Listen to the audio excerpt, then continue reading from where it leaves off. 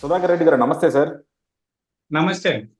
Sir, YS Sharmila versus YS Jagan వీళ్ళిద్దరి మధ్య ఇగో clash ఎక్కడ ఆగేదట్టు కనబట్టలేదు సార్.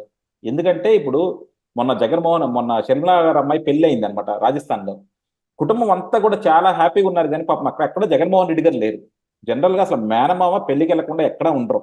అలాంటిది మేనమామ పెళ్లికి వెళ్ళా, కానీ ఈయన వాళ్ళ చిన్న చిన్న పార్టీ లీడర్ల పెళ్లికి ఆటికి వెళ్ళి సేద తీరుతా ఉన్నారనుకుంటే అది వేరే విషయం. అలాగే ఈరోజు షర్మిల గారు మెగా డిఎస్సికి వ్యతిరేకంగా ఆమె పోరాటం చేస్తా ఉన్నారు. ఆమె ఏదో దీక్ష చేస్తున్నారు. ఆ దీక్షకి జనరల్గా ఏంటి, దీక్ష భగ్నం చేసుకోవచ్చు, అన్ని బాగానే ఉంటాయి. కాకపోతే ఏంటి, మహిళా కార్యకర్తలు కానీ మహిళా లీడర్లు కానీ దీక్ష చేస్తున్నప్పుడు మహిళా పోలీసులు వెళ్ళి దాన్ని భగ్నం చేయాలి. కానీ జగన్మోహన్ రెడ్డి గారు ఏంటి సార్, పురుష పోలీసుల్ని మగాళ్ళని కూడా పంపించారనమాట. మగ ఎస్ఐలు మగ ఎస్పీలు కూడా వెళ్ళిపోయి ఆ దీక్షను భగ్నం చేయడమే కాకుండా ఆమెను ముట్టుకొని ఆమెను తీసుకెళ్లి పోలీస్ స్టేషన్ జీపులు ఎక్కించడం ఇవన్నీ కూడా, అంటే ఒక సొంత చెల్లెల్ని కూడా ఎంత కర్కశంగా చూస్తున్నారు. ఎందుకంటే ఇన్నాళ్ళు మనం జగన్మోహన్ రెడ్డి గారు అమరావతి మహిళలను చూడకుండా కూడా వేధించారని చెప్పుకుంటా ఉన్నాం. ఆయన అమరావతి మహిళలనే కాదు సార్, ఆయనకి వ్యతిరేకంగా వస్తే ఆయన సొంత చెల్లిని కూడా లెక్క చేయట్లేదు. ఇది మన సమాజం కొంచెం గుర్తుంచుకోలేమో అనిపిస్తుంది. ఏమంటారు సార్ మీరు? సార్, ఇప్పుడు మొన్న మా జూలో ఒక అబ్బాయి ఏదో తొడదడితో పులి చంపేసింది, ఏదో చూసుంటారు మీరు.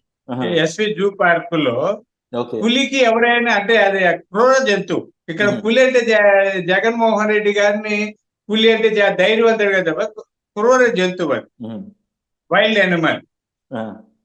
దానికి కర్కశంగా ఉంటది. దానికి కుందేలైనా ఒకటే, మనిషి అయినా ఒకటే, ఏదైనా ఒకటే. అలా రాజకీయ క్రూరత్వం ఒంటిలోను మనసులోను ఉన్న వ్యక్తి జగన్మోహన్ రెడ్డి గారు. ఆయనకి చెల్లేముంది, తల్లేముంది, ప్రజలేమిటి, ఎవరు ఒకటే ఆయనకి.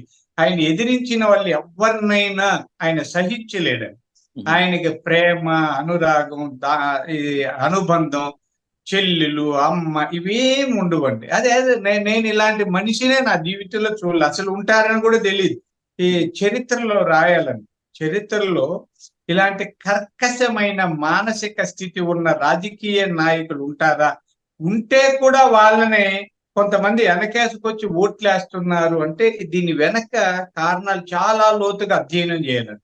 ఇది చాలా మానవ పరిణామ క్రమంలో ఇలాంటి వ్యక్తులు కూడా, మనం రాతి యుగం నుంచి వచ్చాం. రాతి యుగంలో కిరాతకంగా ఉన్న తర్వాత రాజులు రాజ్యాలు ఒకరి కోసం ఒకరు చంపుకోవడాల నుంచి వచ్చి నాగరికమైన సమాజంలో ఉన్న ప్రజాస్వామ్యయుతంగా రాజకీయాలు చేసే ఈ తరంలో ఈ పరిస్థితుల్లో కూడా రాజీవం లాంటి మానసిక స్థితి ఉన్న వాళ్ళు అధికారంలో ఉన్నారంటే బాధేస్తుంది. ఇది బాధేస్తుంది. రాజకీయ పదవి ముఖ్యం కాదు కదండి. ఈ పదవి లేకపోతే చచ్చిపోతాం. మన పదవి ప్రజలు వద్దనుకుంటే వద్దని.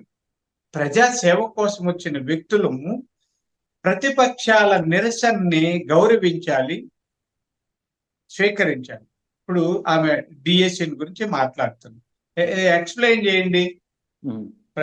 ఆ విద్యాశాఖ మంత్రులు అయితే మరొక మంత్రులు అయితే ముఖ్యమంత్రి ప్రజలకి చెప్పండి, అయ్యా మేము డిఎస్సి ఇందుకు చేయలేదు, ఇలా చేస్తున్నాం, ఆమె అనవసరంగా చేస్తుంది, ప్రజలకి చెప్పండి. ఏం చేస్తుంది? కొంతసేపు ధర్నా చేస్తుంది, రాష్ట్రాలకు అరుస్తుంది, కేకలు పెట్టి వెళ్ళిపోతుంది కదా.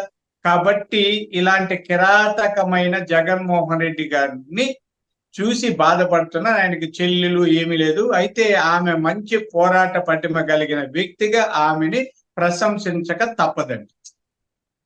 డెఫినెట్ గా సార్. ఎందుకంటే ఆమె నిజంగా పోరాటం మాత్రం చాలా బాగా చేస్తుంది. ఆమె ఉన్న సమస్యలను తీసుకొని బాగా గలమిప్పుతుంది అనమాట. అలాంటప్పుడు జగన్మోహన్ రెడ్డి గారు ఏంటంటే ఆయన కానీ ఆయనకు సంబంధించిన వాళ్ళు కానీ ఎవరు దానికి సమాధానం చెప్పట్లా, ఎక్కడికక్కడ అణిచివేయాలని చూస్తున్నారు. అందుకే ఇప్పుడు మేము ఆమె షర్మిల గారు తెలంగాణలో కనుక ఎప్పుడైతే ఎలక్షన్లు చేస్తున్నారో, లేకపోతే ఎప్పుడైతే అక్కడ రాజకీయాల్లో వేలు పెట్టారో అప్పుడు మేము కూడా విమర్శించాం. కానీ ఆంధ్రాలో కనుక ఆమె తీసుకున్న స్టాండ్ కానీ ఆమె చేస్తున్న విధానం కానీ డెఫినెట్గా మేము అప్రిషియేట్ చేయాలన్నమాట. అలాగే మేమే కాదు, మీలాంటి కూడా, మీరు రాజకీయ నాయకులుగా మీకు ఒక పార్టీ ఉండొచ్చు, ఒక సిద్ధాంతం ఉండొచ్చు, కానీ అంత ధైర్యంగా బయటకు వచ్చి ఆమె జరుగుతున్న తప్పులను ఎత్తి చూపుతున్నారు. కాబట్టి అలాంటి వాళ్ళకి పార్టీలకు అతీతంగా కూడా సపోర్ట్ చేయాలన్నది మేము అనుకుంటున్నాం సార్.